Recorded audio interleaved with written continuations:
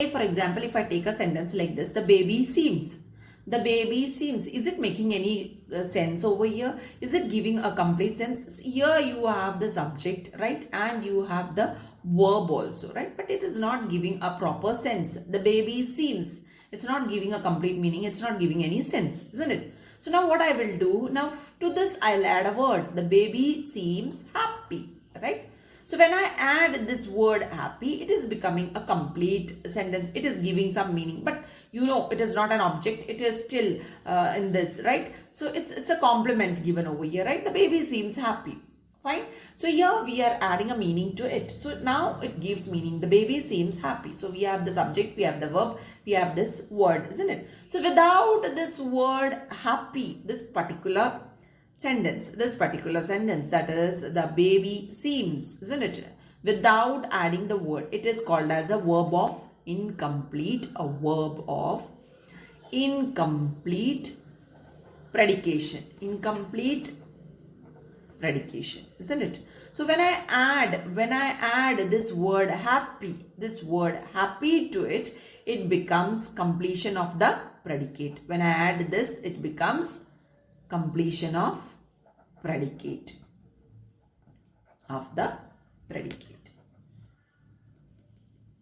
Okay. Now as I told you, the baby seems, isn't it? So this verb over here, this verb is this verb is called as a verb of incomplete predication. This verb is called as the verb of incomplete predication. Now when I add this word happy over here, isn't it? Now this word is required over here to make the sense complete, and so this particular word is called the complement of the verb. Okay, or now for such a word we call it as a completion of the predicate. Now you can see over here, Mr. Mehta became mayor. Right? Over here, when I speak about this sentence, Mr. Mehta became mayor. So what is happening over here? The word mayor over here, it is used as a complement, isn't it? When the complement is describing the subject over here, like this, when the complement is describing the subject, it is describing Mr. Mehta became mayor, or roses smell sweet. Over here, the complement, these are complements used, isn't it? When the complement is describing the subject is this, you know, this is subject, this is the verb, right? So this is the subject, this is the verb. When the complement is describing the subject, in both the sentences you can see, roses smell sweet, in the sense it is describing the rose, how it smells, right? Mr. Mehta became mayor. So what he became? So that here also it is a complement used. So when the complement describes the subject over here, it is called as a subjective complement. Okay, when it describes the subject, it is called as the subjective complement. So one thing you have to keep in mind, subjective complement, isn't it? These complements are used only with intransitive. Since we were speaking about intransitive verbs, I have told you about it. So this is only used with intransitive verbs. Subjective complement is used with intransitive verbs, right? So we have done with the intransitive verbs right now. From what are intransitive verb, from there we moved on to what are the verbs, isn't it? What are intransitive verbs of incomplete predication, isn't it? Intransitive verbs of incomplete predication that we had seen over here. From there we came to the subjective complement in intransitive verbs, subjective complement, which are used with intransitive verbs we have seen. Now let us move to the transitive verb and let us see the objective complements in the transitive verbs.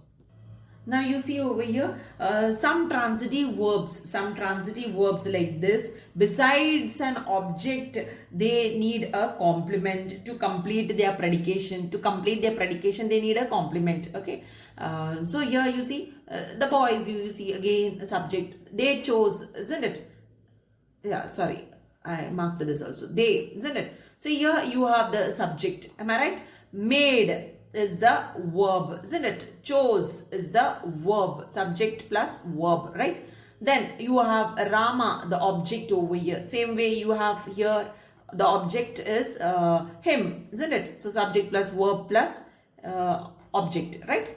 So here we are having a complement, isn't it? Complement captain Rama. Captain Rama is the object over here. We are having the complement captain. Same way over here, their leader, him, their leader. This is a complement over here, isn't it? So some transitive verbs like this, they need a complement like this, isn't it? A complement to complete their predication. To complete their predication, they need a complement. And this complement, okay, this complement are called as objective complement. Objective complement, isn't it?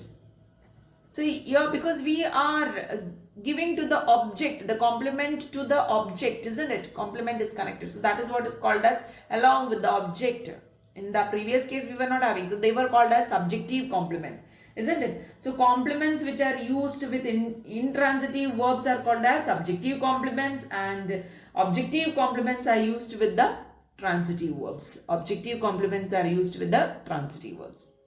So here, without giving this particular complement, this may not be complete. This makes sense. You can't say it is not making sense, but then it becomes complete because certain things are required. The boys made Rama captain, isn't it? So to speak this sentence, we are using this. So this complement is used over here, captain. They chose him their leader, isn't it? Him, their leader. So this complement is used. So this complements are called as objective complement. And you keep in mind, objective complements are always used with transitive verbs and subjective complements are used with intransitive verbs. This you have to keep in your mind. So this type of transitive verbs, which need the help of other words to complete their meanings like this, they are called as transitive verbs of incomplete predication. Transitive verbs of incomplete predication. Incomplete predication. Okay, so with that, we are completing our portion of transitive and intransitive. Let us move on to the exercises. Please complete the exercises based on this class, and then we will discuss the answers in the next class. Thank you very much.